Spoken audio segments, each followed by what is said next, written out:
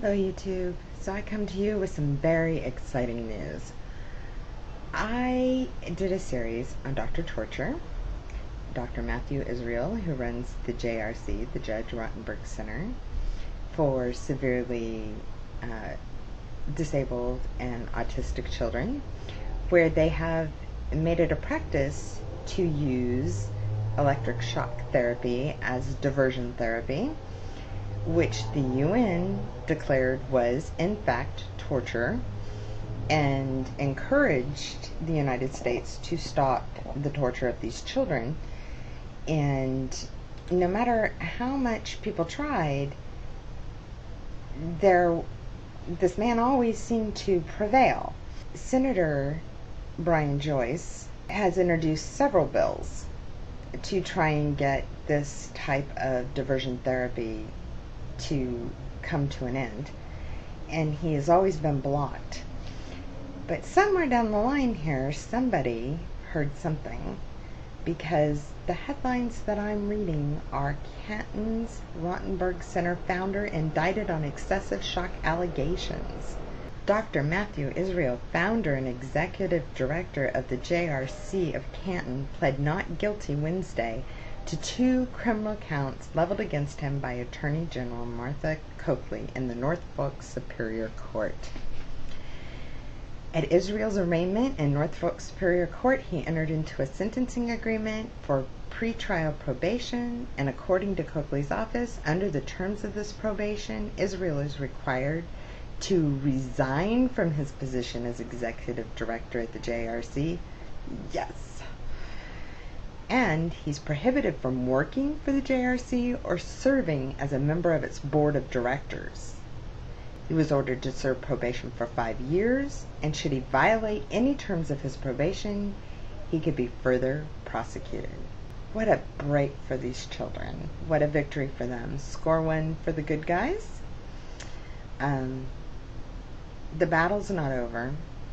They still are allowed to practice diversion therapy with electric shock treatment. That needs to stop.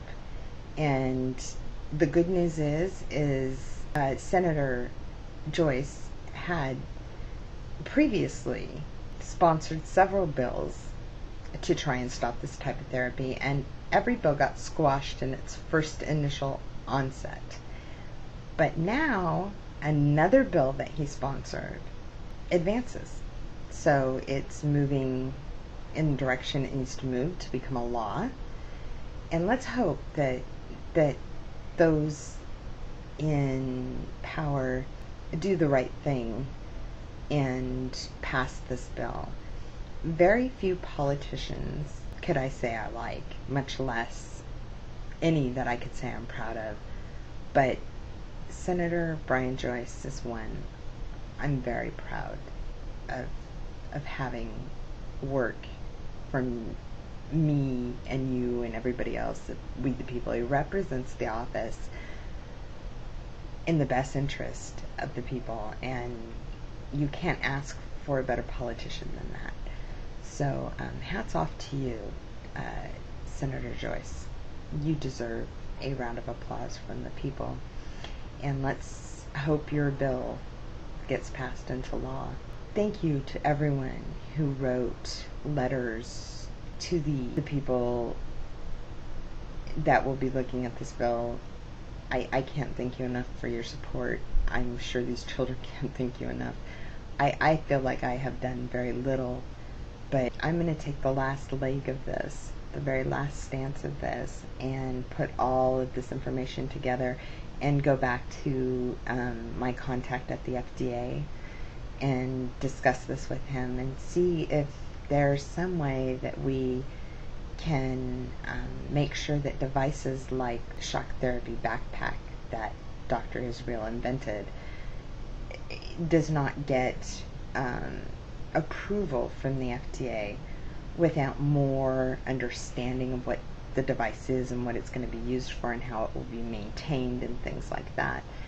If we can't do this to the prisoners in Guantanamo Bay, and we can't do this to our dogs or our cattle or an animal in general, then why are we allowed to do it to children who are handicapped and severely autistic? Why in the world? It makes no sense. So here's hoping that bill gets passed into law, and like I said, score one for the good guys.